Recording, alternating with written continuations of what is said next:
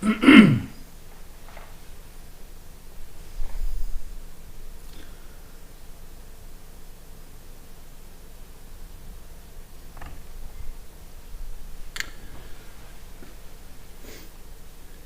hello there.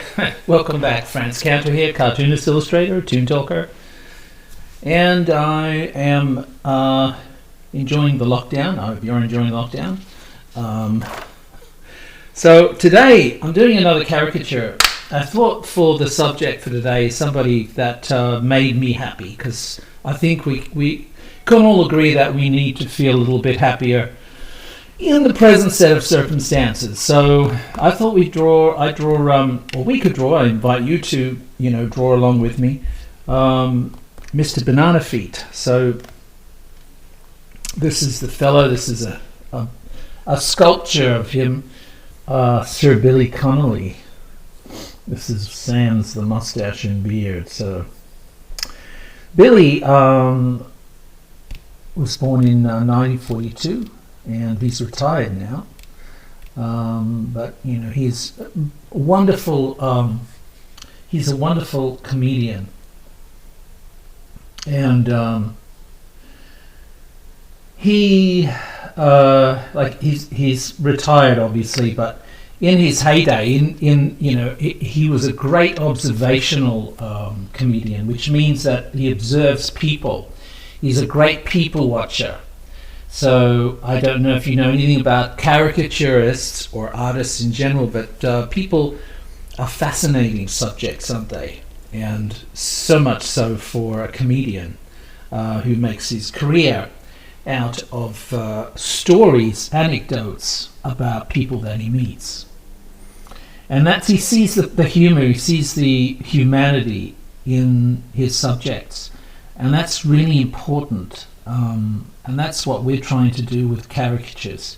So caricatures are more than just the, balloon head, small body, large head, small body, ha ha ha, you made my nose funny and things like that. It's more a case of observation and unraveling a narrative, unraveling a story in the face itself. And just sort of highlighting certain elements. So like Billy would highlight elements in a story to make it funny or make it poignant, right? We're trying to do the same thing. So let's go through some pictures. This is a photograph. Now I found it quite hard, because there's different periods of Billy, obviously, and I find it quite hard to pick something that I could sink my teeth into, essentially, and find some truth, some element of surprise or adventure that I could explore with a pencil. But I did find this, and it's very, very distinctive. You'd expect this from a comedian. He's a lot of muscles in his face, right? These ones in particular are to do with observation around the eyes, and there is a little bit of a tightening around the chin and the mouth area, which just sort of enhances this energetic explosion. So I guess if you were to animate Billy or discuss him in an animation term or use animation terminology, there's a lot of anticipation here, a lot of sort of coiled down energy and observation and anecdotes and things ready to explode in a comedic form, in a story, right, in an anecdote. So he is a physical comedian. He does use props. He has been known to use props, but not in the same sense as a prop-loving comedian would use them. It's not sort of like, the traditional comedian that relies on props. These are sort of almost like hooks to try to phrase a stream of thoughts. So he's a very interesting man. You can tell. Usually, you can tell from the expression, right? He's very, very studious In other words, there's not much that he doesn't notice. So he'll have, if you want to ask him anything, he'll have an opinion on it, right? Because he would have seen it, he would have heard it, he would have noticed it. This is him in his Mr. Banana Feet.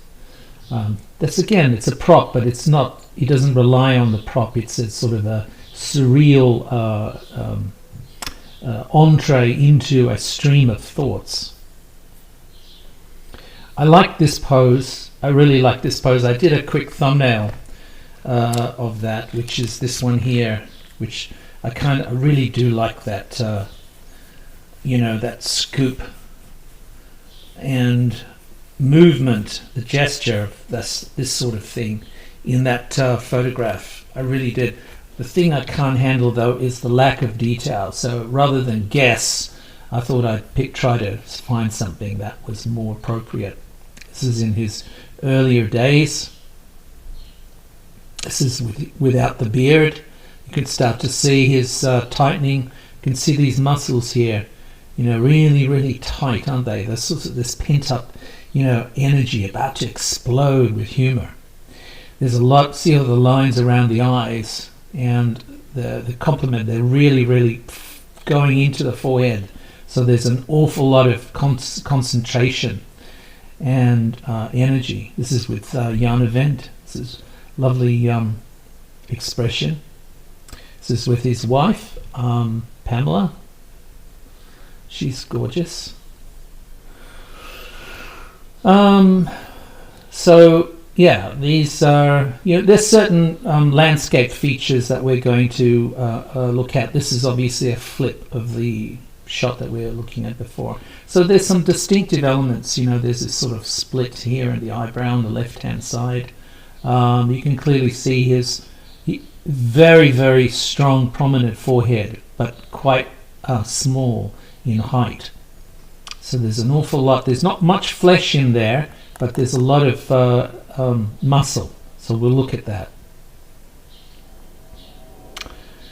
So he's kind of like, this is like, now he's got this almost a sage-like appearance, a prophet, because he's grown into, there's different stages of Billy, and I love that. I love that ability to reinvent yourself dynamically, and it's not adjusting your personality, you're just showing different elements, different facets. This is his early days, of course. You could see this incredible beard. So that's like a signature. The beard is a signature, and there are different sizes and different shapes and things. This is the Colonel Sanders period, which is he's done that a couple of times, but we'll look at that. So he's, all in all, he's a very interesting subject. So there's obviously some skin blemishes, which are like little points on a map, which we can articulate. But all in all, I think he's a very interesting subject. Now, this particular photograph, which I'm working from,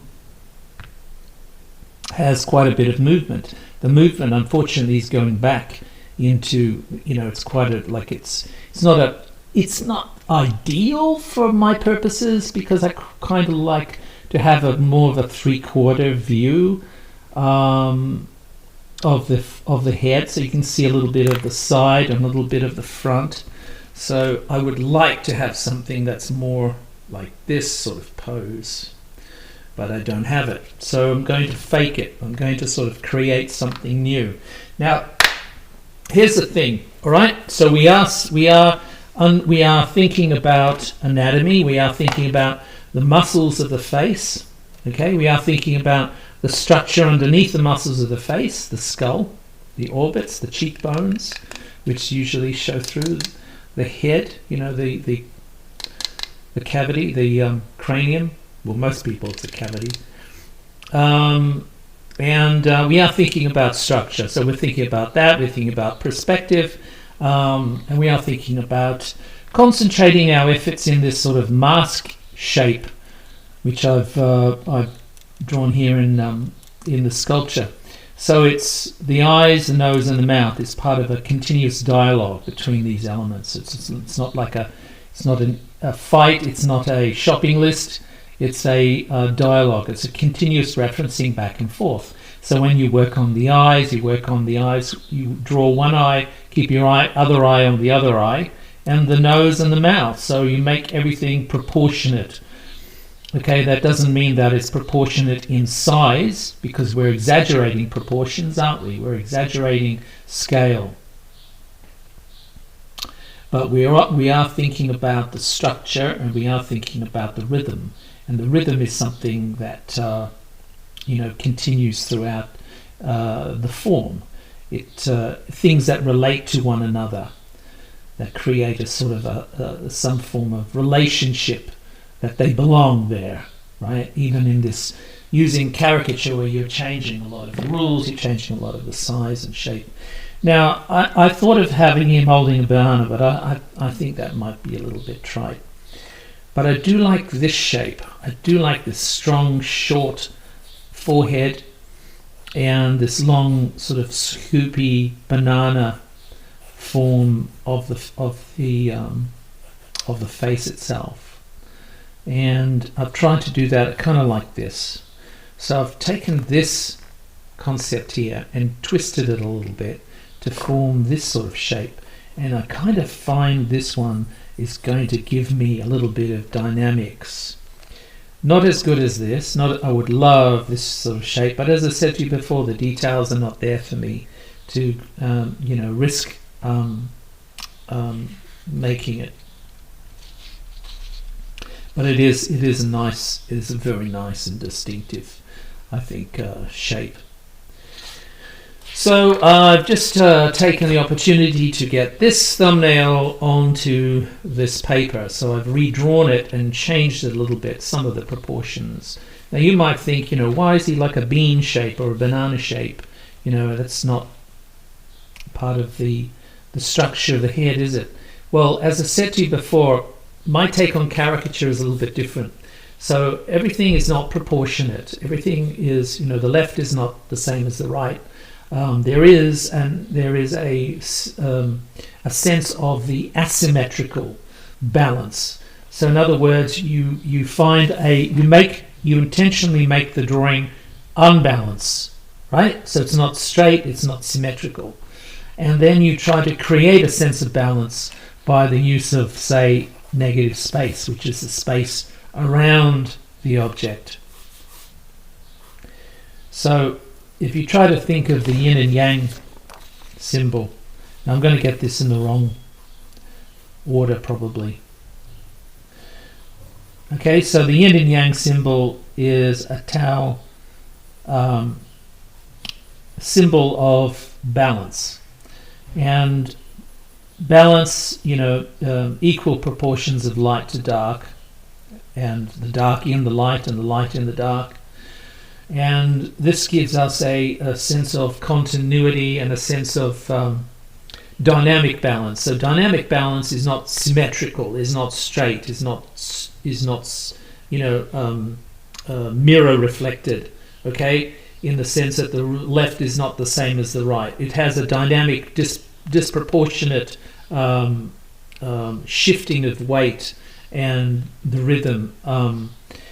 And then a re-establishment and an adjustment of weight, an adjustment of rhythm to recreate a sense of dynamic balance, which means, like the yin and yang symbol, the perfect symmetry would be like this, right?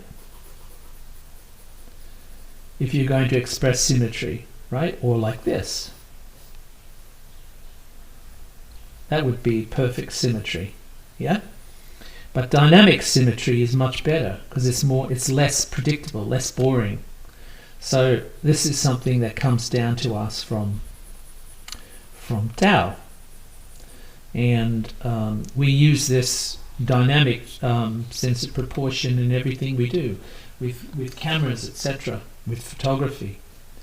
Our sense of dynamic proportion and dynamic balance and dynamic composition comes from our aesthetic understanding of how things work in nature. So things are not symmetrical. So given that as a directive, we're intentionally making things unsymmetrical. So proportionally, it may look like there's more volume on the left-hand side, but I'm going to try to push it so that the volume is a banana shape, right? That we're looking at it from a 3/4 view. So you don't need me to get a banana to show you this. I think we'll just use our imagination. All right, so here we go. Let's get into some detail here. Now he has very particular features, and some of these we need to adhere to because they're going to give us a believable amount of details that are relative to his face and all that make up his face. Let's see if we can. Here we go. So there is a certain pattern designed to his the hair and his eyebrow. There is obviously these skin blemishes here and there, which we'll try to recreate. And actually, while I've got this photograph, I'm going to try to get some of this hair direction in here before I get into the eyes, I think. So just bear with me for a moment and we'll continue on with the other photograph. But I just thought just before I do that, I would, because this photograph is a lot clearer. It's the wrong angle for the eyes, etc., but I think it could help us with the eyebrows.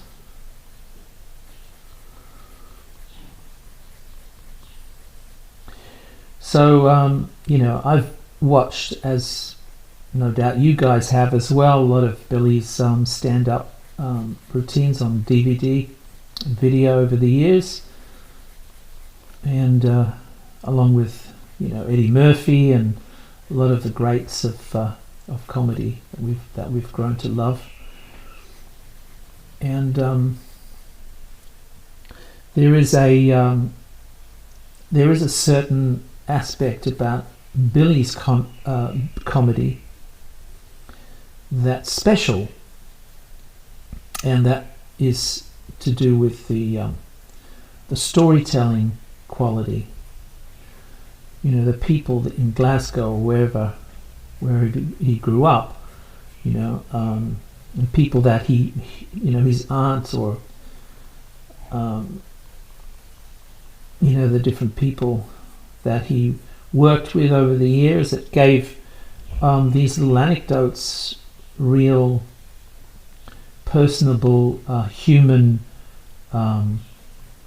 solidity.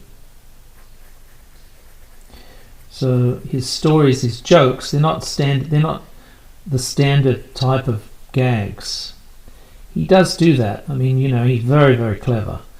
But the storytelling is, really where this sort of journeys, these mental journeys, come from. His powerful sense of observation and keen narrative forming of these powerful, relatable stories, short stories. So the comedy already comes with a sense of believability and truth. And that's, I think, his power. That's why people love him, because he's telling them stories that are true, that they feel are legitimate, are true expressions of his observation. Okay, so here we go. This is quite good, I think. Getting a bit nice contrasts happening here. It's spring here in Australia, so you're going to get a lot of birds. Shut up, birds! Alright, oh, there's some shine here. I think we'll try to capture some of that with the white pencil. So, just a quick note on what I do. I draw, and I teach drawing, and I like caricature. It's fun. For me, this is not a hard process. This is an explorative period of my time on planet Earth, I guess, trying to, rather than focus on the likeness as a primary concern, I'm more interested in the journey. I'm more interested in the process itself, because learning about somebody by drawing their face, I think, is a lovely way of finding things out. It can actually work for anything, that you're not familiar with. You want to know more about the brain? Draw it. You want to know more about hearts? If you're an open heart surgeon, draw the heart.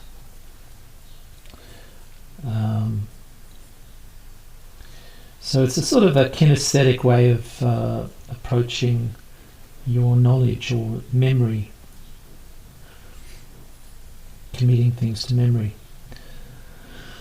So, as opposed to reading, which is no longer relevant for us, because we've kind of, with the use of mobile phones and things, we've kind of evolved past books in many ways. So, a lot of you think, oh no! Well, you can still read books for pleasure, but don't, I think the days of textbooks are gone. I think that's no longer relevant. That's harder to learn with books. Textbooks, I think it's easier to learn with videos. And certainly drawing, if you were to draw it, I promise you it's not something that is foreign, because all kids draw, and not only that, but children draw as illustrators, so they actually draw stories. They don't draw bowls of fruit or things. They draw, everything has a story, everything has a narrative to it, and that's what makes children's drawing interesting. For me anyway, as an illustrator, I find it fascinating that we have this ability as children to tell stories visually, and it's something that we're born with. We're not taught it. So what I'm trying to do here is to create a sculptural drawing. So using the brown pencil, the sort of reddish brown pencils and black pencils, I'm trying to create something that is a sculptural approach, using the grey paper, a sculptural approach to drawing Billy's face. So yes, it is a caricature. I'm moving things around, obviously, for fun. I'm just entertaining myself here. That's what it's all about. No pressure. Just a curiosity. I want to see if I can maybe get a likeness to Billy. I don't know if I have, but it's an interesting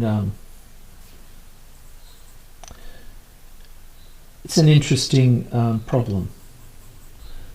It's an interesting problem.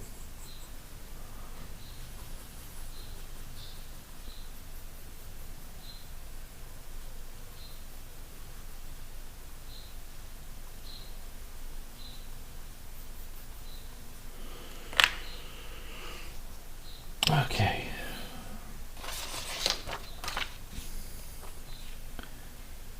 So actually I'm going to, let's try to help out the highlight, position of a reflected highlight in the eyes.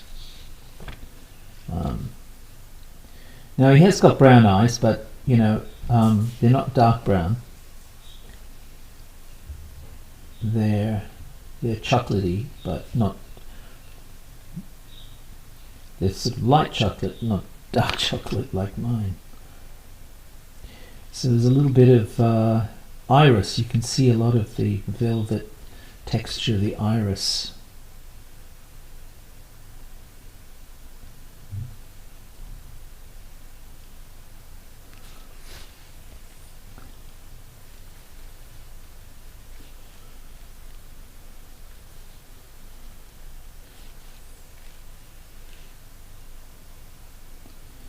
So he's got this very inquisitive, mischievous smile and a mischievous expression in his eyes.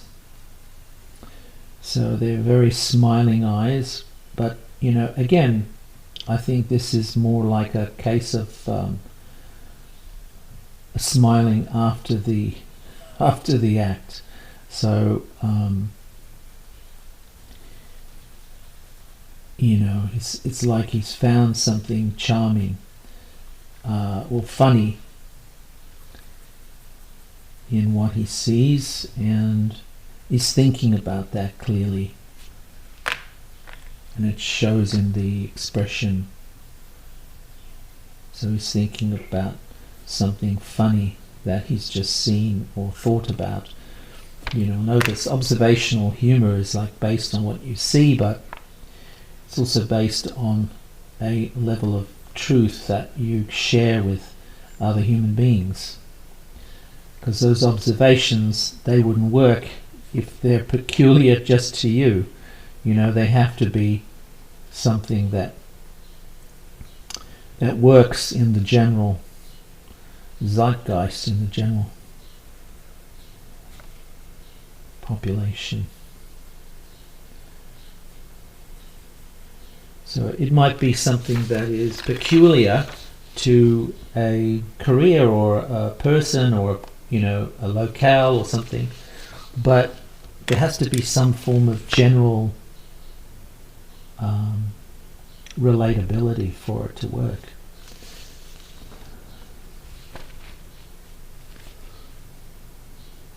And that's what we find that's what we find funny. It's not just the fun, not just the humor of realizing that it's truth, but it's also the fact that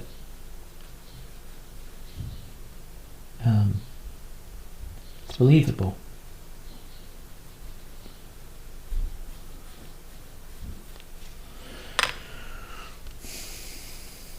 So it's observation based on something we've either seen and forgot we saw it, or we've noticed and not thought too much about it, but he has, obviously.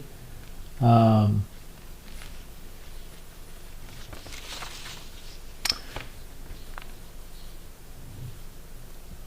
brown pencil is really nice and describes like warm shadows and tones and things very, very well on this grey paper. So it's really quite nice. The other thing I wanted to say, we're getting into an area of like the cheeks and the cheekbones and things like that. Now obviously his skin is quite thick and does in many ways obscure this part of the skull. But it's nice to refer to it with, you know, with a highlight here, just subtle perhaps. It could be as subtle as you like, but you know, it's kind of nice. It refers back to the skull underneath, the structure underneath.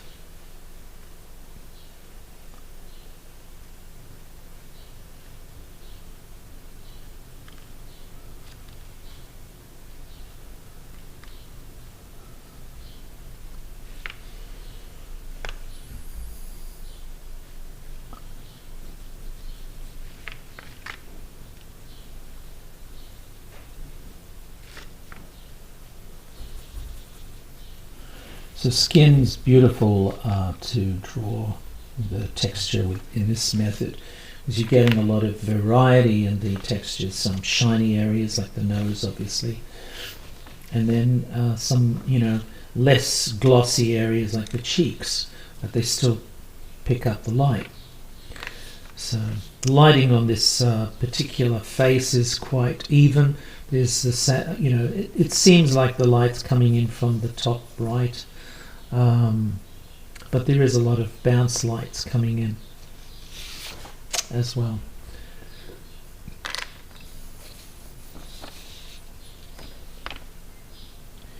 I spoke more about this area of skin here with just at the top end of this the cavities, the eye sockets, the orbits, what are they called? There's a layer of muscle here, and if I can get this one for a second. This muscle. So very important to get the contours right. So the overall descriptiveness of the lines, right? The shapes, the angles of the lines of the face. Even though we're moving things around, it's important to get some of those details in there. And that includes the smaller details. It's like the greater, contour of the head itself, and then the individual contours of some of these elements around this mask zone, the eyes, the nose, and the mouth. And if you can find ways of linking things up, that's all the better. Because lines do tend to do that. The lines around the eyes tend to continue with some form. They relate to the eyes, to the lines around the nose and around the mouth. So there is a rhythm, a continuation of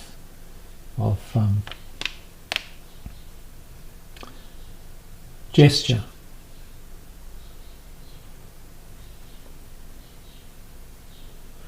So gesture is like an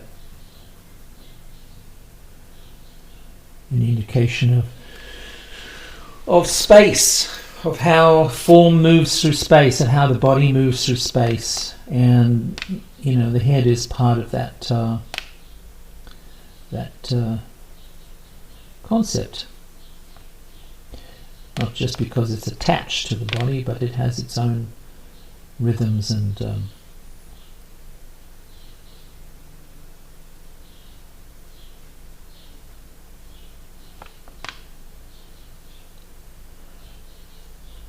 forces that move, that act on it. Okay, so there's a lot of guessing with this side of the face because I'm imposing an extreme amount of distortion on it. Okay, so I've lost a lot of volume, but I've lost a lot of volume, I think, for a good reason. So there's a way of now focusing attention on the central parts of his face.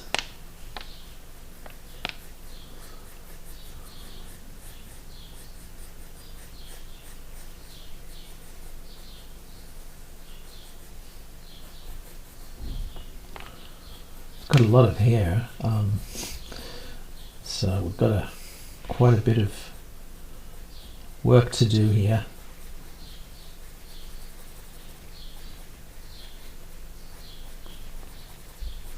I'm going to try to loosen it up if I can and just put in some main elements, just to sort of simplify it somewhat. Otherwise it'll be here all day.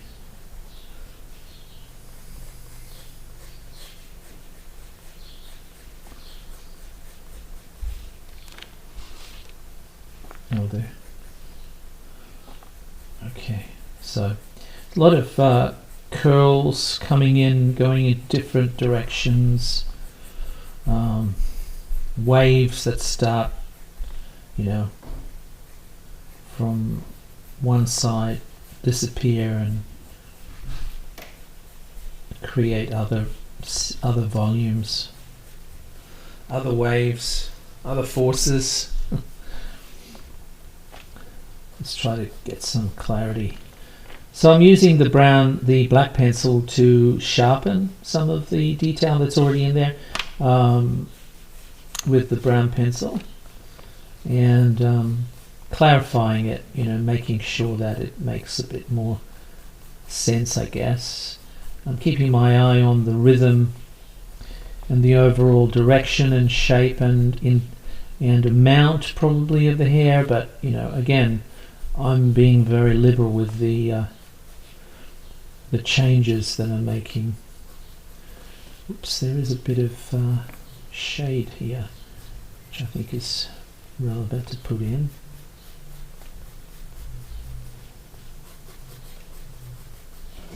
Okay, almost. It's got the sideburns, and that'll do. I think that's okay.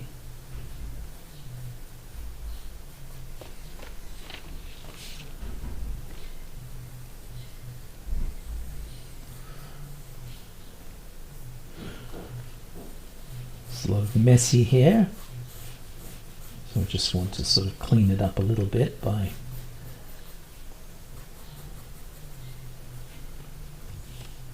making it a bit sharper. His ears are not, they're there, but I don't know whether they're visible, whether that's part of the hair or the ear, so on.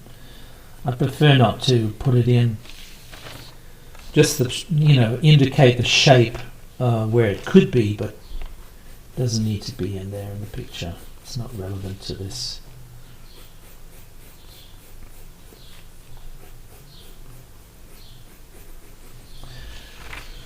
So the pencil's really good at giving us almost an ink line, a thick and thin property. I might get to it with an ink pen in a moment, but generally it's working quite well.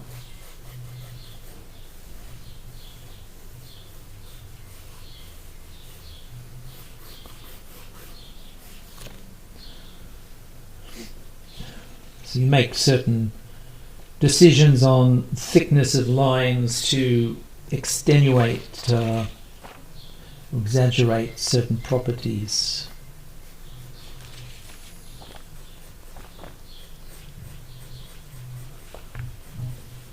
So let's finish this here before we go over that side. We'll have to move the reference. Okay.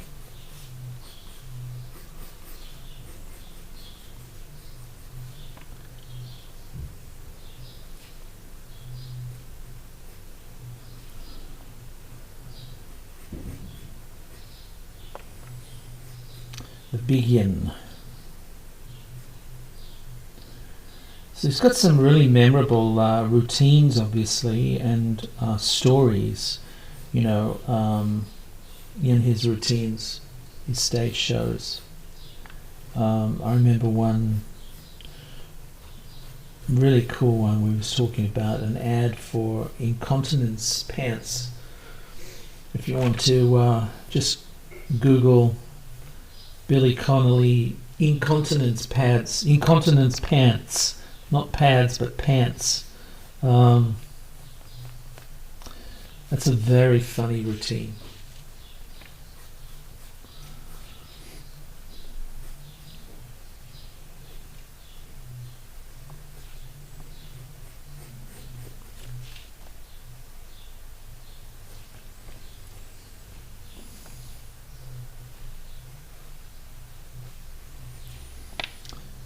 So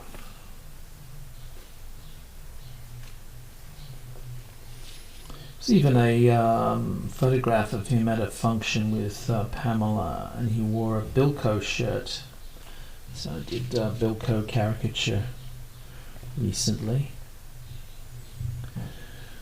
Another very interesting comedian, and there's a lot of energy in their faces. You'd expect that, right? Because they make that's how they make a living. But it's really fun to draw these expressions, even something that is fairly, I would say staid or normalized, like this one here. It's not really jumping out at the viewer, but again, it's, you know, it's a coiled up energy that I think we're looking at with Billy's face, and I find that really interesting. There's a sort of a build-up, stored energy.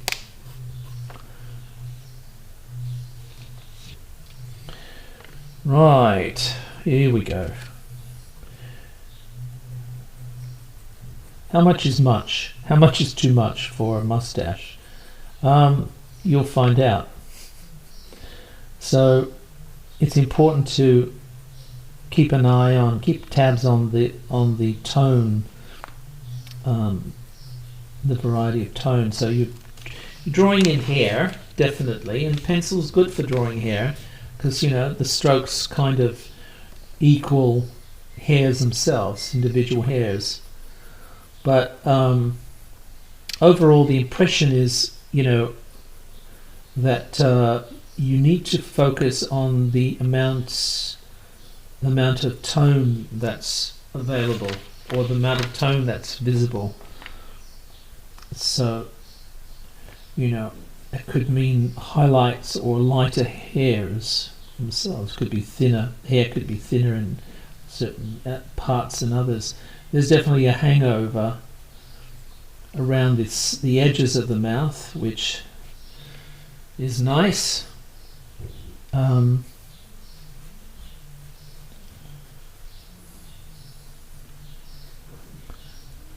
a bit of how are we going for battery on this? We're not doing too good. We might get through it.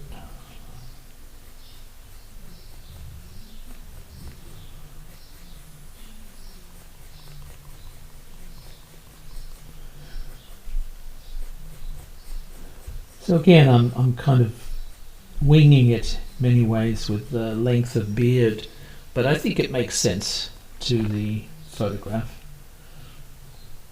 Now I've changed things so much. I've moved dimples and muscles around here that it's kind of difficult to reform them. But I'll give it my best shot.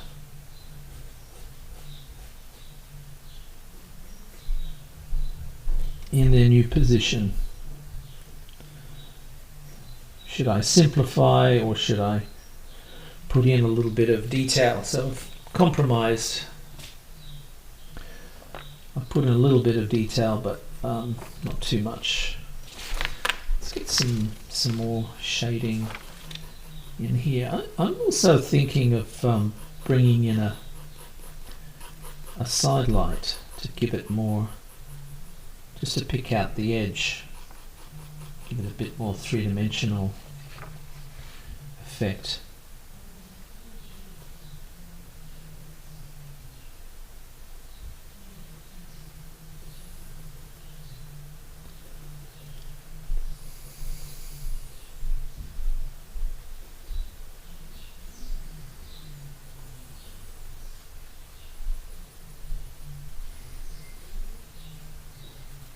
Maybe also on this side as well. I'll show you what I mean. So basically you've got like a rim light down here and another one here. So these are essentially like three lights, one that lights the front and one that lights the sides.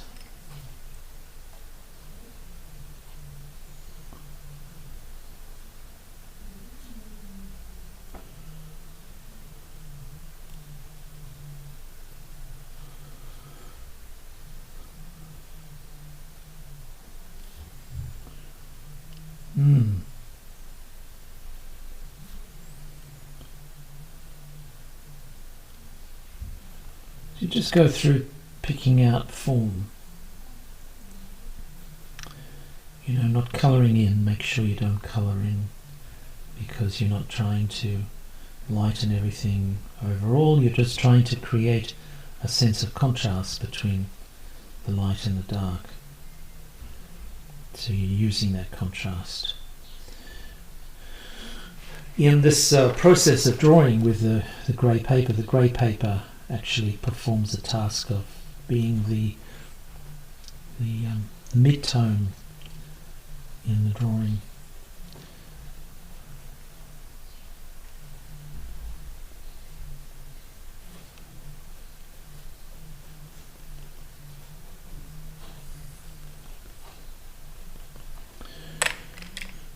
There we go. Get back here. Oops. Ugh, keep losing it. So this, like this here, the side levers bristly, like so, and then we've got a bit of shadow. Now I don't want to make the shadow too dark here, even though it is supposed to be darker. I don't want it to take too much away from what I've done with the line work on that side of the face. So I think what I'm going to do is just make this a little, just sort of clean up these lines, sharpen them a little bit, but basically use them,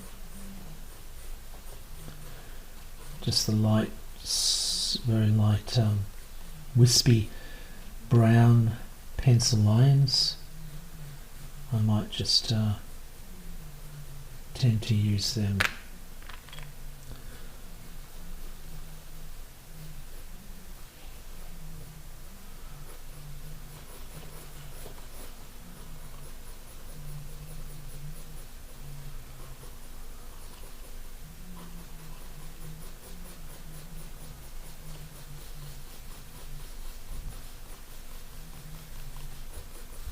Yeah, like that.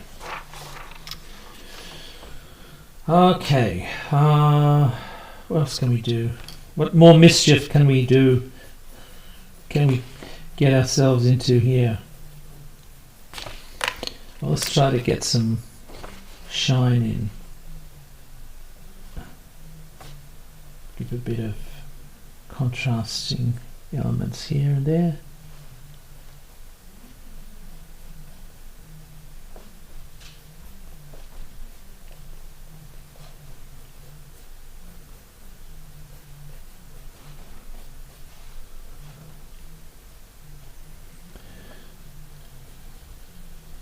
Right, so look at things individually, how shiny they are, different parts of the face.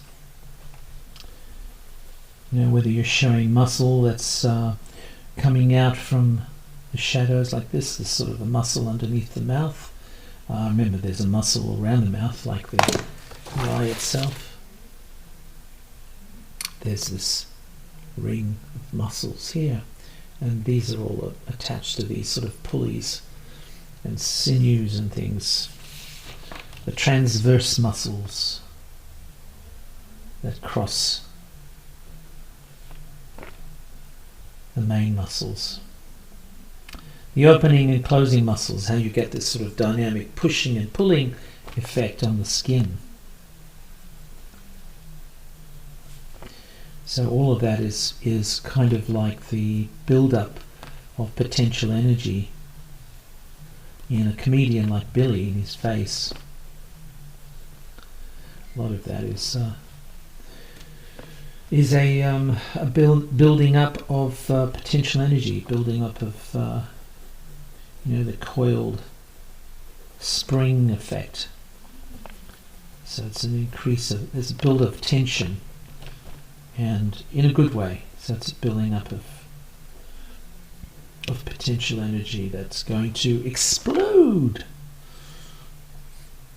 in a jump or a story or a laugh. He has this big boisterous laugh as well, which is very endearing, very personable. It's very natural and human. So this is a Posca marker, it's a paint marker. It's just helping the white pencil out a little bit. So it has the ability to get really, really sharp lines, which is helpful to pick out some of these details.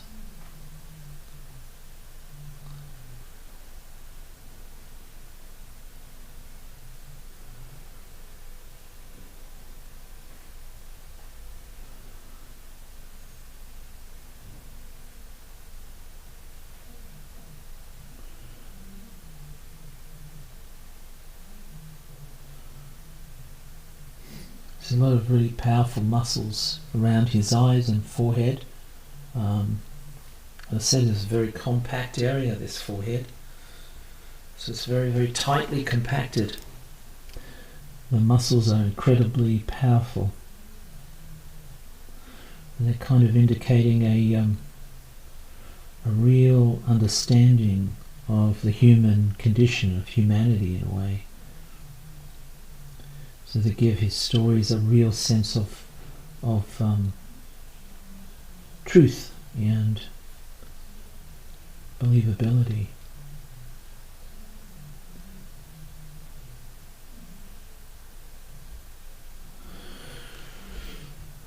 Great. So what I'm doing here is I'm just trying to pick out a few things to enhance with the white pen, just to give it a level of contrast, detail, referring to some light that's coming in from, other sources other than the main direction of the main light. So in photography, of course, you use multiple lights usually, depending on what you want to do, but usually use multiple lights to show up different properties of the portrait, of the subject. And so you're bringing out things, bringing out certain elements. This is another Posca. This is more of a brush, soft brush, nib tip, and that I think will help us with the areas of glossiness. Just a little bit. I quite like this face that I've chosen here. I think that expression is really quite important. The thing that's worrying me at the moment, though, is that the tone of the eyes might not be dark enough. So I'm going to have a look at that in a sec.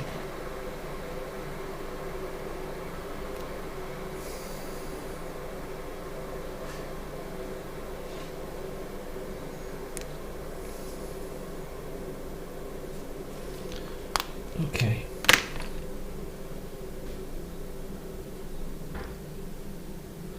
So I'm going to put a little bit more, soften the brush. The brush has a very harsh, can have a very harsh edge to it.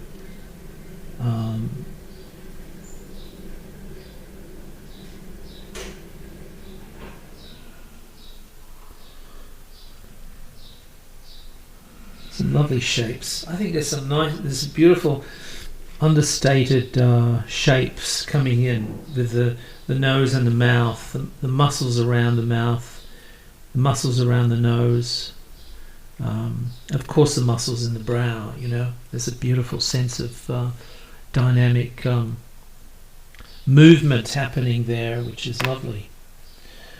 How are we going for battery life? We're down to 5%. Okay, let's alright, excuse me 1 second while I do this. I'm going to turn the thing upside down and I'm going to plug it into the power.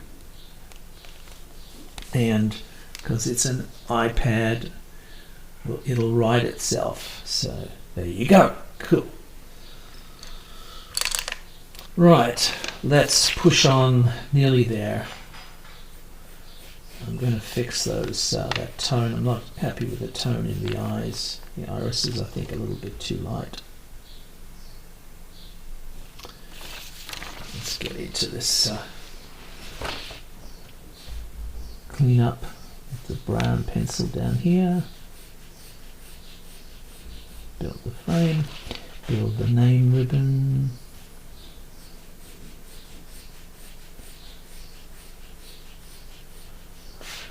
That's it. Cool.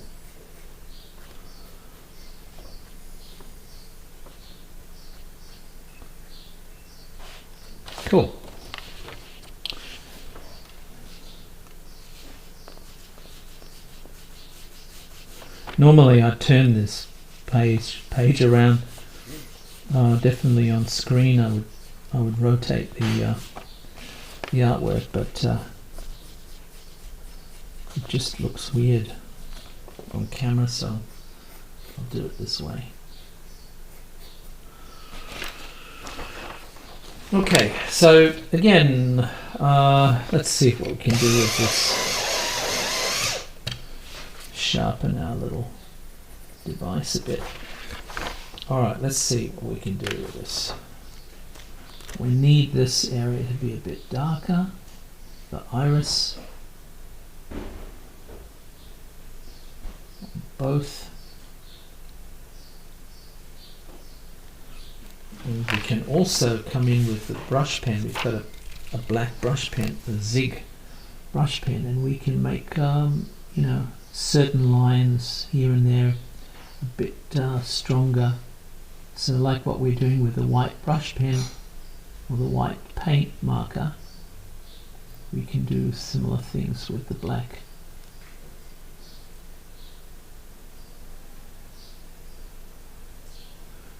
It's just really helping the contrast a little bit, make it stronger.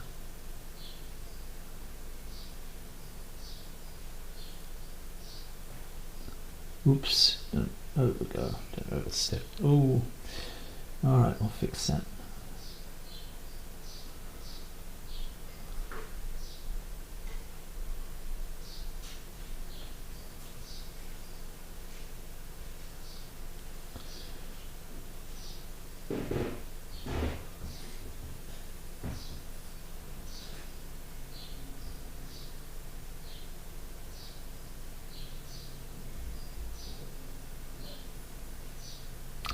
So growing up, you know, well, my kids growing up listening to or watching Billy Connolly, they have a great love of his personality and his humour. You know, because obviously of his stand-up videos.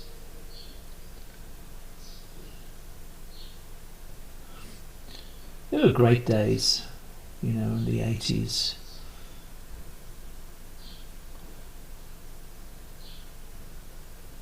Renting his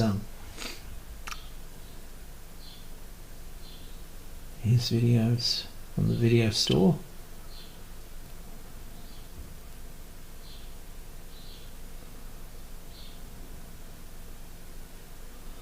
They're always very popular, they're always out. So you have to kind of book them.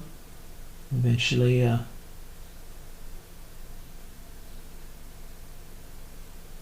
get to see them.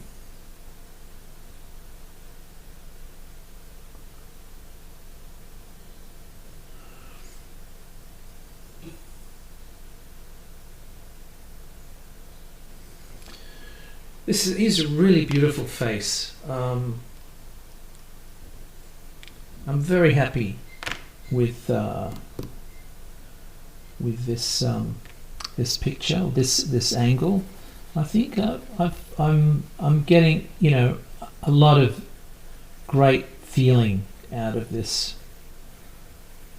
I'm sensing that the expression and everything is really him. It's really a sense of him, whether or not that's,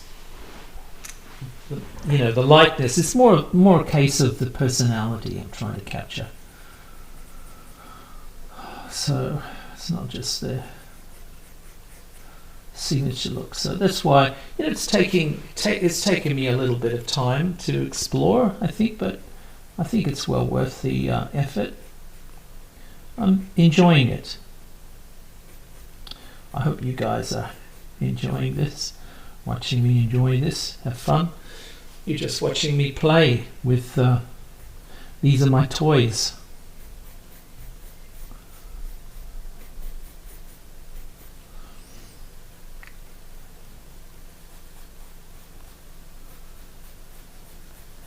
Makes me want to watch his routines, maybe listen to his DIVORCE song, which was really good. some of the, you know, the early stuff that he did was awesome too.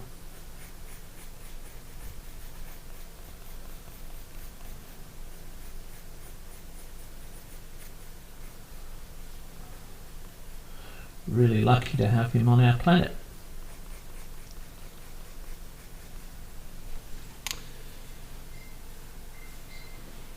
Okay, all right, so let's see what we can do. What more mischief can we do? What more things can we play with here? I think we're going to try and we'll darken the background, have the hair stand out a little bit more. Another thing we might do is let's actually lean on this paper so we don't sort of smudge everything, make it all smudgy. So this, it's colour pencil we're using, so it's not like graphite, but it will blunt the beautiful sharp elements that we've managed to play against one another.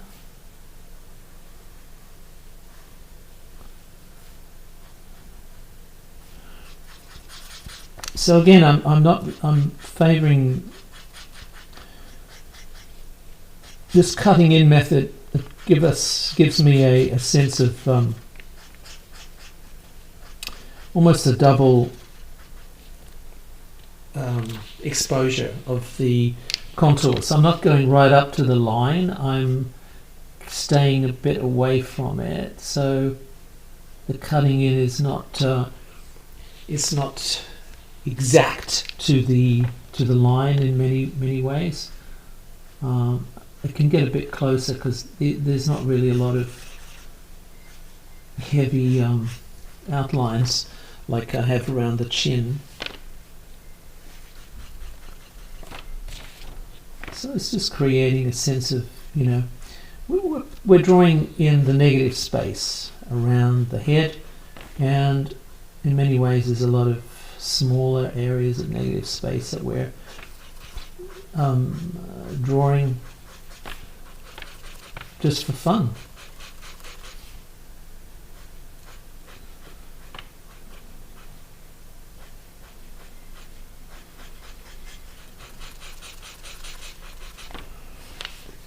These Posca pens are really good because they don't go through the paper like markers. They're paint pens, and they dry really flat and even, which is really nice. So it's kind of like black gouache or Indian ink when it behaves itself. Nice strong blacks to help the line work punch out.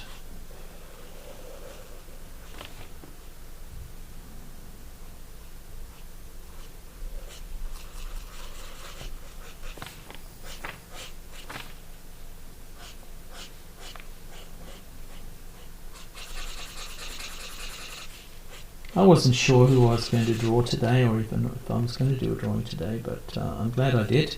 I'm glad of this. I picked Billy because I really like this photo. I was getting a bit despondent in the amount of reference that I could get. Most of it is like the clear stuff anyway is more with the white hair and the glasses, and I wanted to have something in between the youthful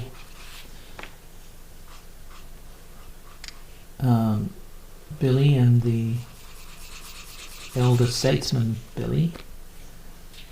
So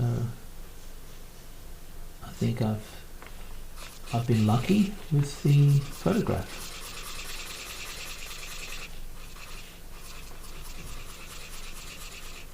So all of this is it looks very shiny now, but I promise you it'll dry nice and flat, and that's good. Actually, let's ooh, whoops, smudgy. See, careful of the smudge.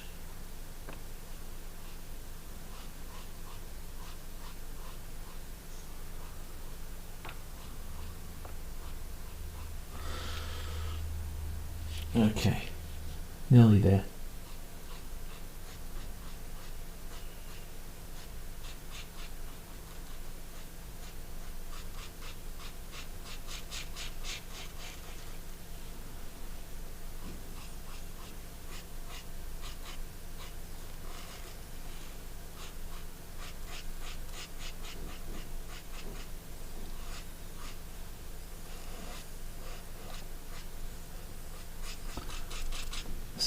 All right, this is working, I think. I have to slow down. You can tell I'm thinking, trying to concentrate on catching these lines properly. I don't want to make any mistakes at this point, as it's it's fairly easy cutting in. Okay, good. There we go. I think I might fix this t-shirt because it should be black.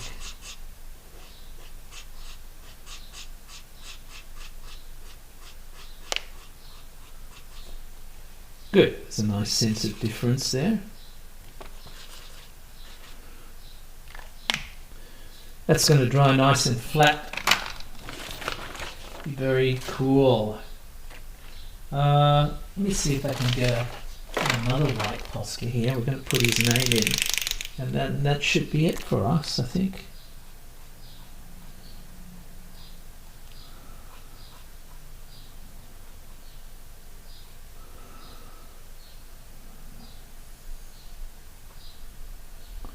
Okay, here we go. Billyconnoly.